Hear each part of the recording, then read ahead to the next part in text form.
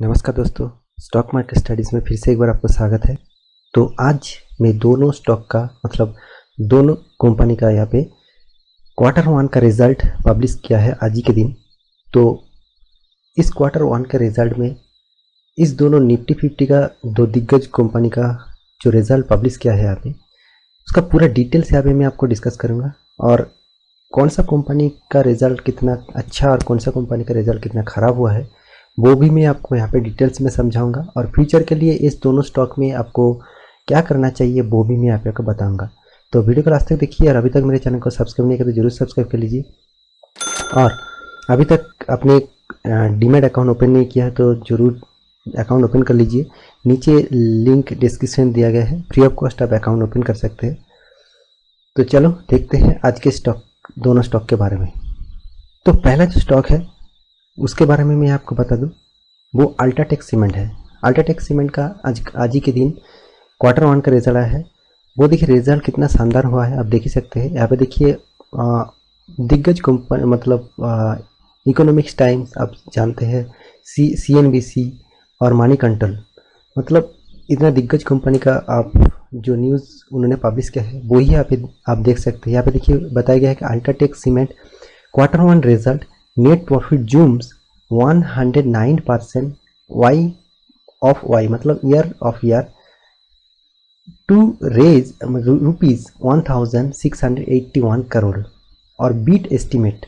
इसका मतलब है year of year basis company 109% का जंप यहाँ पे कर चुका है और 1681 करोड़ का यहाँ पे profit company year of year basis कमाया है। वो भी डिटेल्स मैं आपको दिखाऊंगा, उसका जो बैलेंस शीट और प्रॉफिट एंड लॉस चार्ट उन्होंने दिया है वो भी मैं आपको दिखाऊंगा। और भी कुछ चीज़ देख लीजिए यहाँ पे UltraTech cement Q1 net profit jump, वो एक ही बात यहाँ पे बताया, थोड़ा सा जंप या फिर देखिए अलग अलग कंपनी अलग अलग न्यूज़ यहाँ पे पब्लिश कर रहा है।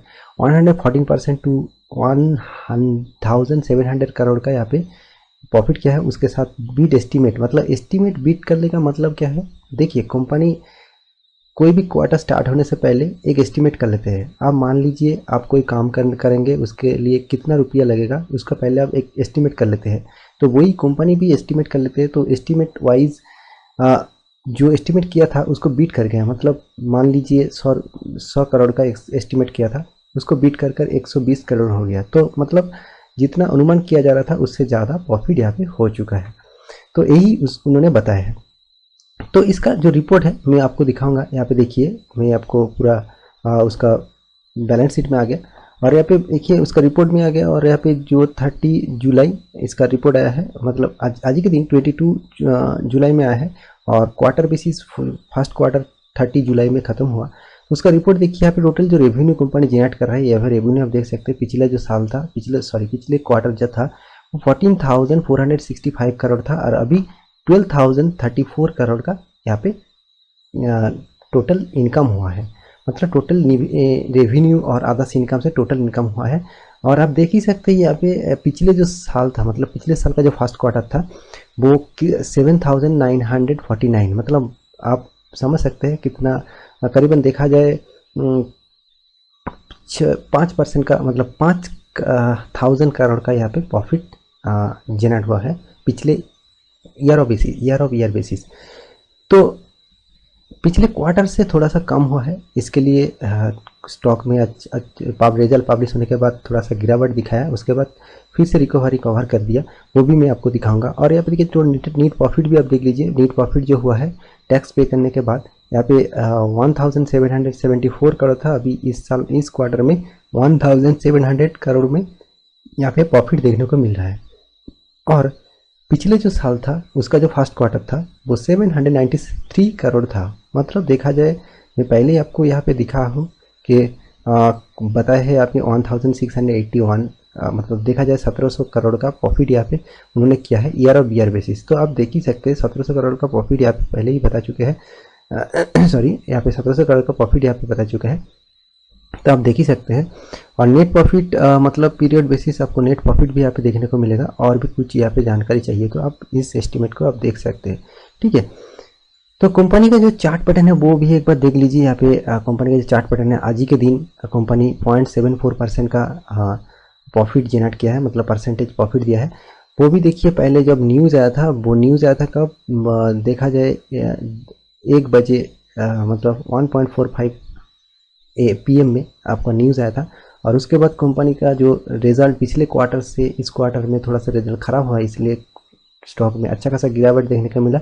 उसके बाद फिर से रिकवरी हुआ, क्योंकि लॉन्ग टर्म के लिए कंपनी के सोचे जाए और पिछले ईयर ऑफ ईयर बेसिस जो प्रॉफिट यहाँ पे कंपनी ने बनाए हैं वो अच्छा खासा प्रॉफिट है। तो इसी के लिए कंपनी ने अच्छा खासा जाम यहाँ पे फिर से रिकवरी करके फिर से अच्छा खासा जाम यहाँ पे देखने को मिला। तो लॉन्ग टर्म के लिए इस कंपनी बहुत अच्छा है, और इसका जो मैक्सिमम चार्ट पैटर्न आप देखेंगे तो आपको समझ में आ जाएगा कितना शानदार परफॉर्मेंस कंपनी दे रहा है। 2700 का परसेंटेज का यहाँ पे रिटर्न कंपनी दे चुके हैं। तो लॉन्ग टर्म के लिए इस कंपनी बहुत अच्छा है, आप इसमें स्टडी करिए और इसके लिए आप बने रहिए। देखिए क्वार्टर बेसिस रिजल्ट खराब हुआ का इसका मतलब ये नहीं कंपनी खराब हो गया, तो इसके लॉन्ग टर्म के लिए आपको जरूर स्टडी करना चाहिए। और दूसरा जो कंपनी है उसका भी रिजल्ट देख लीजिए। दूसरा जो कंपनी है वो देखिए HUL, मतलब हिंदुस्तान यूनिलीवर लिमिटेड।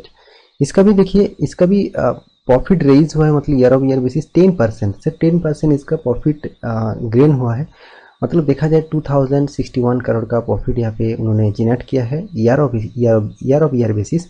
और एस्टीमेट को आपको यहाँ पे देखिए एस्टीमेट मिस कर गया, मतलब जो एस्टीमेट किया था कंपनी ने वो एस्टीमेट यहाँ पे मिस कर गया, तो यही बता रहा है। तो आप देख ही सकते हैं नेट जो प्रॉफिट हुआ है वो 15,750 करोड़ का। वो आपको पूरा डिटेल्स में यहाँ पे मैं आपको दिखा देता हूँ। यहाँ पे देखिए हिंदुस्तान यूनिलीवर का जो रिजल्ट आया है, आप इसको जो मतलब जो रिजल्ट शीट दिया है वो थोड़ा सा इधर उधर होकर रहा है, तो आप देख लीजिए। यहाँ पे मैं बता देता हूँ, यहाँ पे 2020 मतलब 30 जून, यहाँ पे जो 30 जून दिया गया है मतलब इस फर्स्ट क्वार्टर इस साल का, और 2020 फर्स्ट क्वार्टर अगले साल का, और पिछले जो क्वार्टर था 2021 का फोर्थ क्वार्टर, तो वो यहाँ पे दिया हुआ है। ठीक है, आप देख सकते हैं। यहाँ पे देखिए, आप कंपेयर करके देखिए टोटल जो इनकम हुआ है वो पिछले सालों में था कितना, पिछले सालों के फर्स्ट क्वार्टर में 10,716 करोड़ था, और इस सालों में देखिए 11,982 करोड़ हो गया। जो देखा जाए पिछले क्वार्टर मतलब 2011 का लास्ट क्वार्टर फोर्थ क्वार्टर में 12,214 करोड़ का था। तो देखा जाए पिछले क्वार्टर से थोड़ा सा रेवेन्यू भी और इनकम भी कम हुआ है, तो और पिछले सालों से भी कम हुआ है, तो इसलिए थोड़ा सा आज कंपनी का स्टॉक गिरने को देखने को मिला। और टोटल एक्सपेंस भी देख लीजिए, टोटल एक्सपेंस हुआ है पिछले जो क्वार्टर था वो 9,433 करोड़ था, अभी इस साल में 9,323 करोड़ हो गया। तो देखा जाए एक्सपेंस थोड़ा सा कम हुआ है पिछले क्वार्टर से। और ईयर ऑफ ईयर बेसिस आप क्वार्टरली देख लीजिएगा, ये 8,187 करोड़ का यहाँ पे टोटल एक्सपेंस किया गया था। और यहाँ पे जो टोटल प्रॉफिट बिफोर टैक्सेस, अब टैक्सेस पहले टैक्सेस पे करने के बाद आपको प्रॉफिट दिखा देता है। देखिए यहाँ पे टैक्सेस पे करने के बाद जो प्रॉफिट हुआ है वो 2061 करोड़ का, जो पिछले सालों में मतलब year of year basis quarterly जो प्रॉफिट था वो 1881 करोड़ था। तो पिछले यहाँ पे देखिए 2061 करोड़ अभी फर्स्ट क्वार्टर में हुआ, और पिछले फोर्थ क्वार्टर में 2143 था। मतलब देखा जाए एस्टीमेट वाइज यहाँ पे थोड़ा सा डाउन हो चुका है कंपनी, मतलब प्रॉफिट गेन कम हो चुका है। फिर भी year of year basis company अच्छा खासा प्रॉफिट यहाँ पे जनरेट किया है।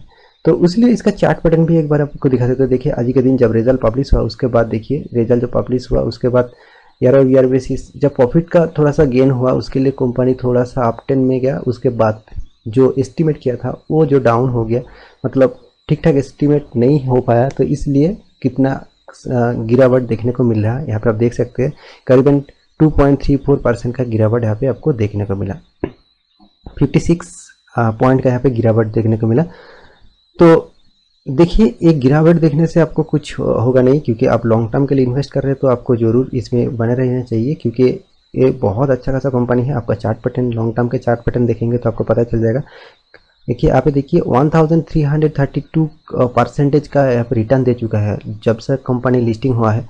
तो आप मान के चलिए कंपनी ये जो दोनों कंपनी है निफ्टी 50 का टॉप रैंकिंग कंपनी है, और बहुत अच्छा खासा रिटर्न फ्यूचर में देने वाला है। तो इस टाइप स्टॉक में आप जरूर बने रहिए, इसमें जरूर स्टॉक मत बेचिए। आप आपको मेरा यही राय होगा, इस स्टॉक में आप जरूर मत बेचिए।